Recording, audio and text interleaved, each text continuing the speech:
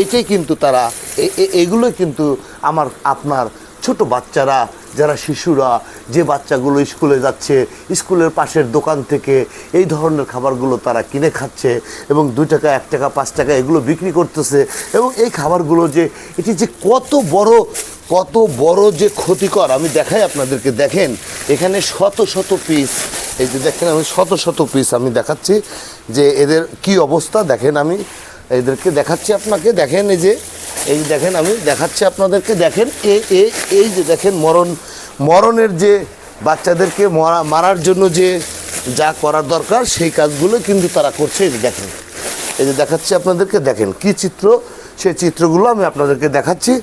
এখানে ভর্তি, এগুলো দিয়ে সব জায়গা দিয়ে ভর্তি, কিন্তু এগুলো তো ভর্তি হয়ে আছে। দেখেন কত ঢালবো আমি, কত ঢালবো আর কত এখানে ভর্তি, সবগুলো প্যাকেট দিয়ে এই ঘরটা পরিপূর্ণ আছে।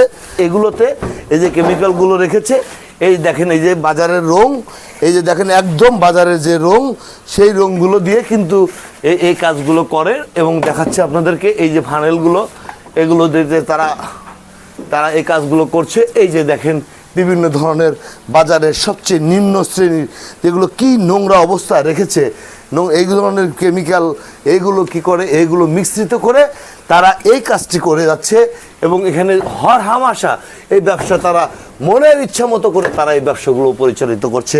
আমি সেই চিত্র আপনাদেরকে দেখাচ্ছি। দেখেন আমি শুধু মাত্র 2-3টা বস্তা কিন্তু ঢেলেছি, আপনারা দেখেছেন এরকম অসংখ্য বস্তা এই বাড়িতে আছে, মজুদ আছে এবং এভাবেই কিন্তু প্রতিদিন এগুলো কিন্তু তারা বিভিন্ন বাজারে বিক্রি করছে, যেটি আমাদের কোমলমতি সন্তানদের জন্য ভয়াবহ একটি মৃত্যুর ফাঁদ তৈরি করে ফেলেছে।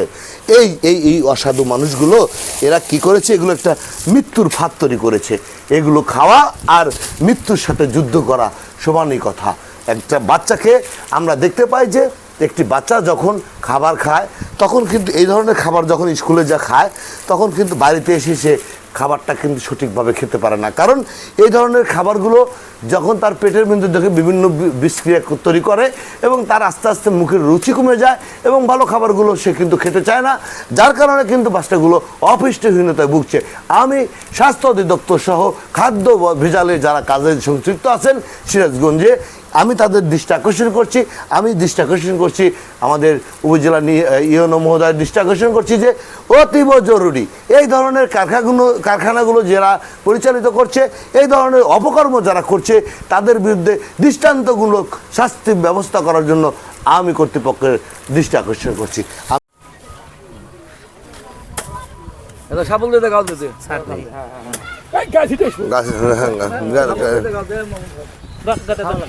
ক্যামেরা ধরালেন ভাই, আগে ডালেন না। হ্যাঁ আলিম এই যে ধরিস, ক্যামেরা ধরিস। হ্যাঁ রেডি ভাই, এদিকে এসে তো। হ্যাঁ দাও, ডালো একটা প্যাকেট আমার হাতে দাও তো। আসসালামু আলাইকুম দেশবাসী, দাঁড়া একটু। হ্যাঁ আসসালামু আলাইকুম দেশবাসী, আমি আজকে যে আমাদের কোমলমতি বাচ্চারা যে খাবারগুলো খায়, আপনারা জানেন যে এই যে প্যাকেটে পাওয়া যায় এইগুলো কিন্তু নামে বেনামে বিভিন্ন ধরনের খাবার, এগুলো কিন্তু আমরা এই যে বিভিন্ন দোকানে আমরা দেখতে পাই যে এইগুলো কিন্তু বাচ্চারা খেয়ে থাকে, যেটি সম্পূর্ণ কেমিক্যাল এবং ভয়াবহ একটি বিপর্যয়ের জায়গা। এটা যে বাচ্চাদের জীবনগুলো কিন্তু আমরা নিজেরা নষ্ট করে দিচ্ছি, নিজেরাই কিন্তু বাচ্চাদের জীবনকে ধ্বংস করে দিচ্ছি এবং এটি মরণ একটি ফাঁদ হয়ে গেছে শাহজাদপুরে বিভিন্ন আনাচে কানাচে। আজকে এই ধরনের এই ফ্যাক্টরিগুলো এইগুলো তৈরি হচ্ছে। আমাকে এই কাজটি করার জন্য, খাদ্যের ভেজাল নিয়ে কথা বলার জন্য আমার পেজে শত শত মানুষ প্রতিদিন আমাকে মেসেজ করেন, আমাকে বলেন এই কাজটি আজ থেকে শুরু করলাম, আগামীতে কন্টিনিউ হবে ইনশাল্লাহ। যদি আপনারা পাশে থাকেন এই ধরনের কাজের সাথে, তাহলে এই কাজটি আমি চলমান রাখবো। ধন্যবাদ জানাচ্ছি সবাইকে। আসসালামু আলাইকুম।